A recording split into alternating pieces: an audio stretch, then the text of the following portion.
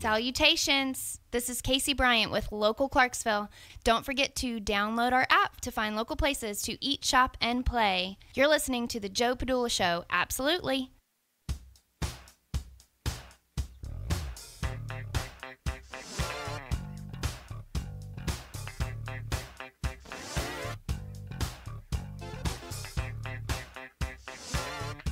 Joe Padula Show, absolutely. Halloweeny. Yeah. Happy Halloweeny. Happy Halloweenus. What the hell is going on in Clarksville? Like this one. One of your most well-known, locally owned businesses, the Blackhorse Pub and Brewery, well, was in a legal fight with the City of Clarksville. It's a legal fight. It's not like a fisticuff ones. Like, when you're a jet all the way. It wasn't like that. It's professional. And to explain what the multi-million-dollar battle is over is owner Jeff Robinson joining us. And we're going to find out how did the court just rule. Ladies and gentlemen, Jeff Robinson. Thank you. Appreciate it. Oh, I'm glad you're here, brother. Glad to be here. A lot of questions because Jeff, okay, of Blackhorse downtown Clarksville, 132 Franklin Street. And now is also a second location in Knoxville. Plus the alpaca, right? Alcoa. Alcoa. Alpaca is like alpaca. Yeah, that's a llama. Sorry. Alcoa. You're also brewing and boom, distributing. Yeah, the brewery, the production brewery is now located in Alcoa. Nice. Could have been here. But Jeff, last night Should have been here. You made a social media post that has gone locally viral. It reads, quote, "Today." Here's my best Jeff voice. Hold on. Oh, don't do that. Hey, jerks. No, it reads this. Today, 12 citizen jurors of Montgomery County unanimously found that the city of Clarksville unconstitutionally took real property from the Blackhorse Pub and Brewery. Pause. What is the claim that happened, and when was this all going down? Well, it really started, I mean, we don't have enough time for the whole thing. We'll keep it condensed. But in 2002, during post-tornado reconstruction time, then Mayor Johnny Piper came to us and asked us to buy 2 vacant lots where buildings had been torn down because of tornado damage. And they asked us to buy the 2 lots, merge them into one, and sell a quarter of the new, larger parcel to the city for them to have a future public alley and a place to put utilities. And that's behind your building? And that's behind our building. Okay. And it was common sense, made sense to our benefit and everybody else's, and we agreed to do it. And then almost the city council in August of 2002 voted to purchase the property for a public alley. And then shortly after that, the person who was the head of the street department at the time was Jim Durrett, now County Mayor Durrett. Never heard of him. Yeah, and he suggested that they wait to actually build the alley when a new building was going into the site. He said, and they had a lot going on. I mean, you got to roll back to 2002, trying to get over the devastation of the tornado. Tracking. It was rough. And now CDE and Gas and Water, they both jumped in there immediately and did some utility upgrades. And then we all just kind of put it in neutral. And then we rolled forward to 2015, which is, pretty good ways. But, I mean, really, if you look around the block around the courthouse, there's still vacant lots all around it left over from the tornado. Okay. So, and we submitted a site plan to build a new building where we wanted to move more brewing capacity into it. And when we did that, it triggered at the Gas and Water Department. The light bulbs went off with them and said, hey, we never finished the sewer improvements over there behind the Blackhorse, and we need to do that. And Gas and Water falls under city. Yes, that's City of Clarksville Gas and Water Department. And so then they said, hey, we need to get in there and improve the sewer in that area, which in the end of it would be good for everybody too. And we agreed again. We said, okay, you guys come in and improve the sewer, and then we gave them our lot to stage off of, and in return they gave us some water taps, and it was all good, and it was all normal functioning. You help us, we help you, and we're all moving in the same direction. And then as that project was going on, I started, I saw that it was essentially preparing the site for what could be the alley, what should be the alley. And I started saying, hey, look, this is going to work out great. You guys need to put your alley in here in conjunction with this. It'll never be cheaper or easier. Okay. Kim McMillan. Former mayor of Clarksville, Kim McMillan. Kim McMillan. Okay, what happened? What did former mayor Kim McMillan say? No alley. She said no alley. No alley. Not going to do it. But wasn't the original agreement alley? City council meeting, public record, Johnny Piper, mayor. Right. Going to build an alley. Alley. And then, well, I mean, did former mayor Kim McMillan go through a vote process or? Nope. Okay. She was queen. Okay, so it was a decision on her part, not a city council thing. That's correct. So she made the decision, no alley. Okay. And then which that created a lot of turmoil of its own. But then during the process, when the city had installed the new sewer, they used our site plan to install their sewer, and they didn't go out and locate the property line. They just relied on the preliminary site plan that we gave them, and our preliminary site plan had an error in it, which that's the truth. It had an error in it, and when they relied on that preliminary site plan from us that had the error in it, they accidentally put their sewer on our property. How big was the error? Their sewer runs like 100 feet deep, 90 feet deep into our property, and goes over a couple of feet onto it. Okay. So it runs. It hurts the property, the entire length of the property, but it's not a huge intrusion. But it's an intrusion. So at that point in time, when we learned of it, and no, they didn't pick up the phone and call and say, hey Jeff, we got a problem. We put the sewer on you. You got more property than you thought. How we can work this out? What they did was they sent a crew in there to take out the manhole structure that was the only visible part of the sewer above ground. I came to work one morning, and there's guys down there taking out the manhole. Interesting. I said, what are you guys doing? They said, oh man, this manhole's not on the city's property. It's on this other guy's property, and he's not going to like it. And I said, well, man, I'm the other guy. Yeah. I don't know anything. What are you talking about? And they said, well, we got to get it out of here. And I said, stop. And I called Pat Hickey, the director of gas and water, and I said, Pat, why are y'all taking out a manhole that's part of a project you just paid $165,000 to put in? And what was Pat's response? Well, it's on your property, and the mayor wants it off. Okay. And I said, Pat, what?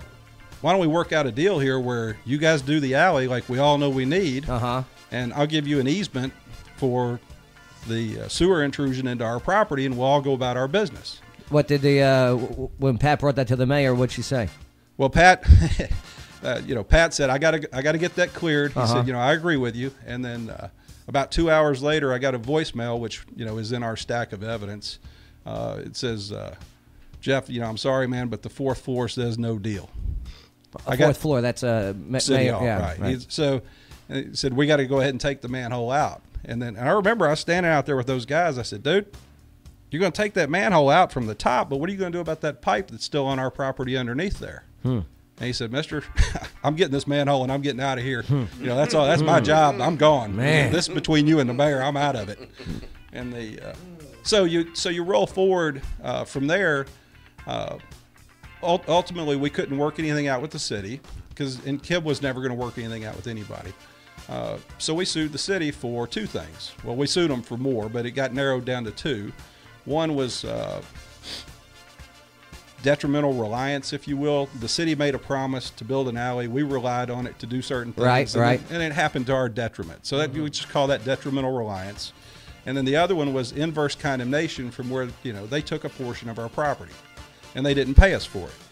And I mean, this is like Constitution 101, Fifth Amendment. The government can't take your property without paying for it. And it doesn't matter if it's a little property or a lot of property.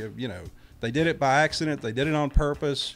If they take your property, they pay you for it. Now, after you filed the lawsuit, did they say, okay, you know what, here's the money? Oh, dude. So we've been fighting on this since June of 2016. Okay. Is when the lawsuit started. Right. And then So yesterday we had the jury trial on the portion related to the inverse condemnation only. About 2 weeks ago, the judge basically said that the statute of limitations had run on our claim on the detrimental reliance. Right. And he chucked that one for now. We're going to appeal that. That's the one where we're going to do this, but we never did it. Right. I mean, it gets down to a couple of things. One is, I mean, can you trust the government? I mean, should if your city council votes, you're going to buy it for a public alley? I mean, shouldn't you just be able to trust them? Mm-hmm. I mean, let's be real. I hear you. I mean, it's just, I mean, it's a matter of like what's right and wrong. What's, to not uphold your end of a bargain is just common. It's just not right. But beyond, so anyway, so that one got set aside, statute of limitations. But the other issue, the inverse condemnation, continued on. So that's what the jury trial was about, where the jurors found yesterday, unanimously, and that's really the only way you get out of a jury. I mean, it's unanimously up or down, or it's a hung jury. So. And they all gave the thumbs up. Oh yeah, and the jury was great. I mean, it was interesting to see the process of how it worked to actually get the jury seated. It took about a day and a half to get from, say, 56 or 57 potential jurors down to the 14 that were in the box. And I mean, it was educational and it was interesting, and seeing the cross section of Montgomery County that showed up, which was, I think, a really interesting cross section of the county. And I think the bottom line I took out of that was, in Montgomery County, Tennessee, and probably in most of this country, if the government is going to take your property, they may as well just go ahead and pay, because the citizens were not cool with the concept of the government taking property and not paying. Of course, and I mean, in the message that you wrote yesterday, that's the local viral one. Our family business, the Blackhorse Pub and Brewery, is a small local establishment that has been fighting over 3 years against a Goliath, the city of Clarksville. To date, the city has spent over $1 million in legal fees attempting to deny us our constitutional property rights. When you say $1 million, is that an exaggeration or? No, I don't think so. I got a spreadsheet. What I do is every month I do a public information request for the city's legal bills for the previous month on our case. I mean, they spend more money on other cases, and I tracked that for a little while, but I gave up on that. So I track ours, and what they've paid to Nashville-based attorneys fighting us over the last 3 years is, not counting the current month. I mean, the previous month's billing, they spent $95,000 last month alone. On the legal fees? Yeah, on the legal fees to some Nashville lawyers. And do they have to use Nashville because? No, man. I tell you what, I can't tell you how many lawyers in this town have told me that they're sorry to see us going through this, but what really just eats them up even worse than anything is they would rather see $1 million dropped on any local law firm instead of a Nashville firm. That's right. Because that money would circulate in the economy. Jeff, I'm sorry, but I would love to beat you in this case and make a lot of money. Yeah, right. I'm downtown all the time. I see these guys, or girls. My daughter was one of the attorneys in this thing. Oh, of course you do. They love drinking beer. Yeah, and I mean, I see them driving all the time. They understand the absurdity of the suit, for one thing. But on the other hand, they're like, man, if the city's going to absurdly spend $1 million, absurdly spend it in town. Well, don't absurdly spend it in downtown Nashville. You also said in the post that as the owners of the pub, we are grateful that yesterday, in court, our case was resolved and the Constitution was upheld by the citizens of Montgomery County. We are also proud that our case has played a small role in protecting the constitutional property rights of all Clarksville citizens. Well, that was an interesting thing, and after it was all over, I stayed around and thanked the jurors. I shook their hand and said thank you. Right. And then we chatted a little bit, and it went right to it really quick. Several of the jurors said, hey, if they could take 2 feet off your property, they could take 2 feet off my property. Mm-hmm. And the city attorney standing up there and going on for 45 minutes about how it was a sliver of land and it was minute and it wasn't important. Those guys all said the same thing. They said, hey, that guy doesn't get to say if my land's important or not. The hell with that. They're like, this is the United States of America. You can't take somebody's land. And the city of Clarksville just paid $1 million And then they stood in court and tried to argue that my land was insignificant so they could take it. And it was just wrong. And the jury, I mean, it didn't take them long at all. They came out unanimous. And really, some of them told me what they really wanted to know is if they were hung back there for a little while, they're trying to figure out if there's a way basically to punish the city. Okay. Like to get us, like, could we get them more money and punish the city? But they're, you know, the way the law worked on the inverse condemnation was very precise. They didn't really have any options. You finished your post with, "We anticipate there will be more to come as this fight is not over." What does that mean? This fight is not over? Well, two things. One is we're appealing the detrimental reliance portion of it because we just disagree with the judge's ruling. We think there were some other actions that were taken by other folks in the city through the years that essentially continued the agreement, and we'll argue that in an appeal. So hopefully that appeal will work, and we'll be back at it again on that. And then the other thing is one of the city attorneys had told our attorney early on, one of our attorneys, that no matter what happened, they were going to appeal it and they were going to fight it to the death. So I'm looking forward to see the city attorney appeal and try to take our property without paying again. Interesting. And one more question I have for you, Jeff. You kept on mentioning that the jury and hung. How did you could you measure that? How did you know they were hung? No. I said they either. Oh, dude. Oh, man. Hey, I got to tell you, the jury was a good cross section of Montgomery County. I think it was 7 women, 7 men. And some are hung, some aren't. I love it. Ladies and gentlemen, Jeff Robinson on the Blackhorse hanging out here. Woo! Nice job, sir. Well said, well explained. All right, well, coming up next, let's do this. You guys want to do our next story with our local news Mad Libs, right? This is where I read the story and you guys fill in the blanks. I love doing Mad Libs as a kid, and now I love doing it as an adult with real-life stories and, at the expense of others. So local news Mad Libs is next on the Joe Padula Show. Absolutely.